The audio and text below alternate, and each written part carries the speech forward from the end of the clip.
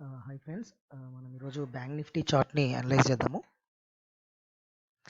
Bank Nifty బ్రాడర్గా మనకి ఒక rectangle pattern form అవుతుంది.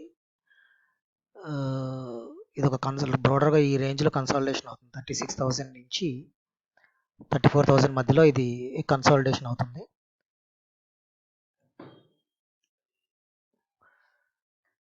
సో 5 వేస్ మనకి క్లియర్గా కనబడుతున్నాయి. 1 2 3 4 ఇది 5th వే ఫామ్ అవుతుంది.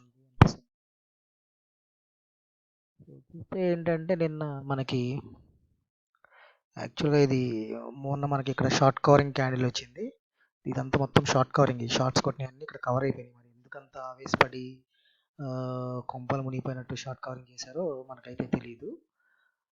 మేబీ సీతారామన్ $6 ట్రిలియన్ ప్యాకేజ్కి ఏమైనా భయపడిపోయి షార్ట్ కవరింగ్ చేశారేమో. బట్ షార్ట్ కవరింగ్ అనేది కంటిన్యూ అవ్వలేదు, అంటే అంత అప్ సైడ్ ఉన్నట్టు వీళ్ళు చాలామంది ఫీల్ అవ్వలేదు. కాబట్టి ఇమీడియట్గా నెక్స్ట్ డే హై ఓపెన్ అయినా కానీ ఇనిషియల్గా ఈ మొమెంటం కొద్దిసేపే ఉంది. ఇమీడియట్గా మనకి షార్ట్ సెల్లింగ్ వచ్చేసింది, సెల్లింగ్ వచ్చేసింది.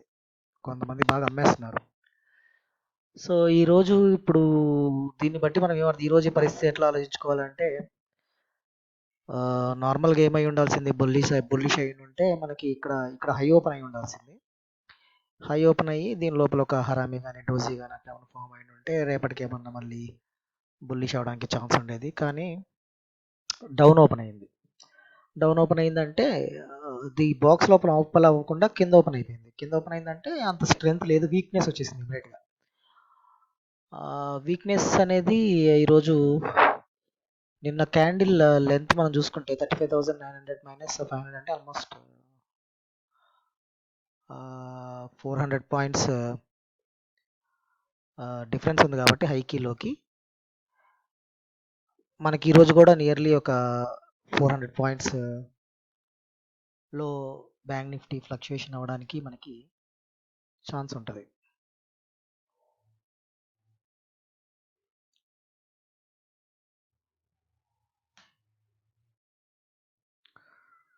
సో మనం ఏం ఎక్స్పెక్ట్ చేయొచ్చు ఈరోజు అంటే, సో ఈ బ్యాండ్ విత్ లైక్ 35,250 నుంచి కానీ లేకపోతే 35,700లో నుంచి కానీ అక్కడే ఫ్లక్చుయేట్ అవ్వడానికి వోల్టైల్ ఉంటుంది. మోస్ట్లీ ఈరోజు అంతా కూడా వోల్టైల్ ఉండడానికి ఛాన్స్ ఉంటుంది. లైక్ షార్ప్గా కింద పడకపోవచ్చు, కింద పడ్డ నిలబడకపోవచ్చు, పైకి వెళ్ళినా కూడా స్టెబిలైజ్ అవ్వకపోవచ్చు. సో నేను అనుకునేది ఏంటంటే, వీళ్ళు కొంచెం ఇనిషియల్గా కొంచెం పుష్ చేయడానికి ఛాన్స్ ఉంటుంది. కింద గ్యాప్ అప్ వచ్చింది కాబట్టి పైకి ట్రై చేస్తారు, పైకి రావడానికి బుల్స్ కొంచెం పైకి వచ్చినప్పుడు మళ్ళీ అక్కడి నుంచి మళ్ళీ సెల్ ఆఫ్ వస్తుంది. సో కొంచెం ఈరోజు అంతా కూడా కొంచెం పైకి వెళ్ళినా కూడా కొంచెం బేరిష్గానే ఉండడానికి ఛాన్స్ ఉంటుంది. సో బ్రాడర్గా మనం గమనిస్తే కనుక ఒక బ్యాంక్ నిఫ్టీలో ఒక డైరెక్షన్ లేదు కనుక క్లియర్గా ఎక్కడ మనకు డైరెక్షన్ కనిపించలేదు. ఎప్పుడైనా కానీ 36,800 క్రాస్ అయితేనే మనకి ఏదైనా ర్యాలీ వస్తుంది.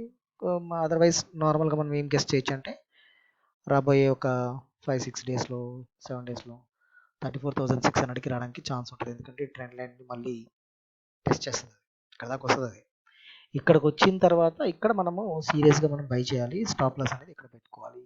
ఇక్కడి నుంచి ఇక్కడికి వెళ్ళడం అనేది చాలా కష్టము, బట్ ఏమైనా వెళ్ళొచ్చు కూడా. ఒకవేళ ఈ చిన్నదాన్ని మనం ట్రై చేయకూడదు.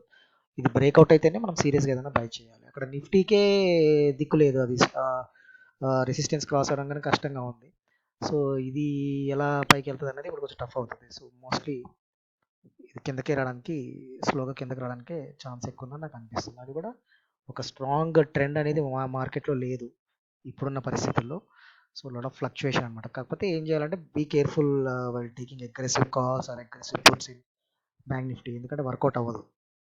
ఇది రైటింగ్కి వర్కౌట్ అవుతుంది. కానీ మనం ట్రై చేయాలంటే బ్యాంక్ నిఫ్టీ షార్ప్గా పైకి లేసినప్పుడు పుట్స్ బాగా పడిపోతాయి. కాబట్టి ఆ పడిపోయినప్పుడు పుట్స్ తీసుకొని ఇంట్రాడేలో ఒక ఫాల్ వస్తుంది. ఆ ఫాల్ వచ్చినప్పుడు పుట్స్ పెరుగుతాయి. కాబట్టి అక్కడ ఇమీడియట్గా అమ్మేసుకుంటే బెటర్. అంటే కంటిన్యూస్గా మనం హోల్డ్ చేసుకోవడం పుట్స్ కానీ కాల్స్ కానీ అటువంటి పరిస్థితులు అయితే ఇప్పుడు లేవు. మంచి ఒక సటన్ ప్రాఫిట్ రాగానే తీసేసుకోవడం అనేది చాలా బెస్ట్ స్ట్రాటజీ ఉన్న పరిస్థితుల్లో.